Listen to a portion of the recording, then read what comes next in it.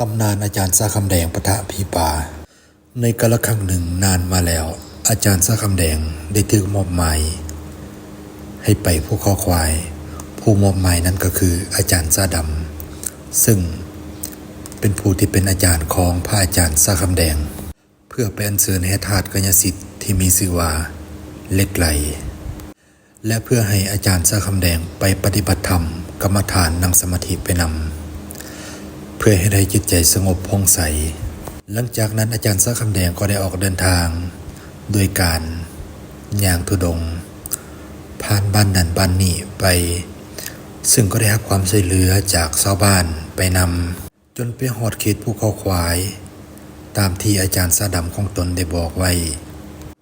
ก็ได้ปรากฏกรรมฐานอยู่สถานที่นั้นเป็นระยะเวลา3 วัน 3 คืนคืนที่1และคืนที่2ก็ผ่านพ้นไปด้วยดีแต่พอคืนที่3ท่านก็ได้ย้ายไปปรากฏอยู่ข้างในถ้ำแห่งหนึ่งเพราะว่าข้างนอกฝนตกหนักและในขณะนั้นเองที่ท่านกำลังนั่งสมาธิภาวนาอยู่นั้นพอดีกำลังมืดค่ำสลัวอยู่ๆก็มีเสียงดังกังวานอยู่ข้างในถ้ำค่อยๆไกลเข้ามาหาท่านพอใกล้มาฮอดท่านเสียงนั้นก็ได้เงียบไปท่านเลยคิดสงสัยในใจว่าเกิดหยังขึ้นเสียงนั้นคือเสียงหยังกันแท้พระอาจารย์ซาคำแดงท่านก็เลยค่อยๆมืนตาขึ้นปรากฏว่าร่างกายที่เห็น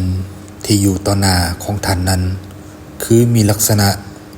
ตัวใหญ่สูงตาสีแดงผมยาวแขวยาวจ้องตาท่านอยู่แบบบ่กระพริบตาจึงเหตุให้อาจารย์ซาคำแดงท่านตกใจแต่ด้วยการที่เพิ่นฝึกฝนมาอย่างดีเพิ่นก็กลับมีสติมาได้หลังจากที่พระอาจารย์ซาคำแดงตั้งสติได้แล้วอยู่ๆผีตัวนั้นก็ได้ถามว่าท่านคือไผมาจากที่แห่งใด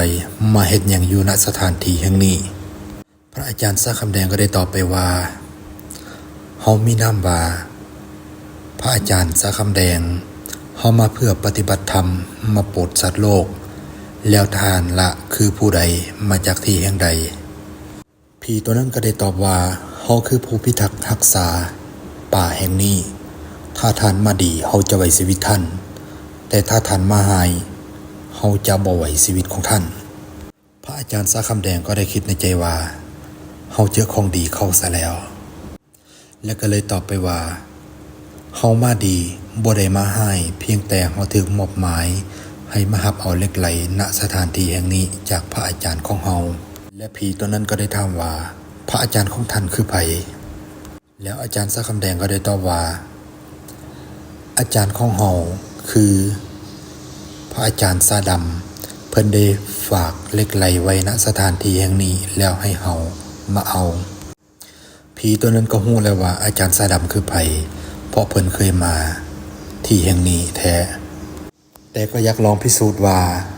อาจารย์ซาคำแดงลูกศิษย์จะเก่งคืออาจารย์บอผีตัวนั้นก็ได้เสกเพิงเข้าไปเมื่ออาจารย์ซาคำแดงได้เห็นเพิงจำนวนหลายเขามาหาเพิ่นก็ได้จมคาถาไป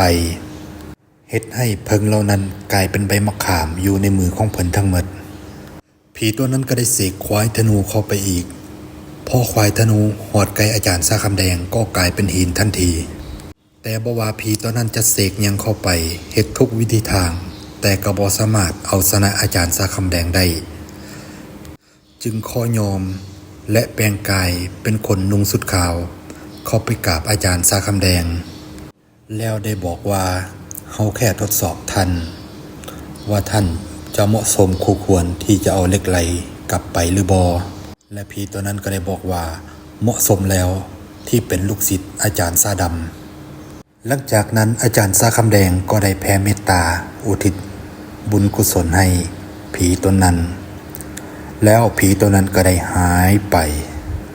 ถ้าเพื่อนๆเจอเหตุการณ์แบบนี้จะมีวิธีแก้แบบใดคอมเมนต์มาเบิ่ง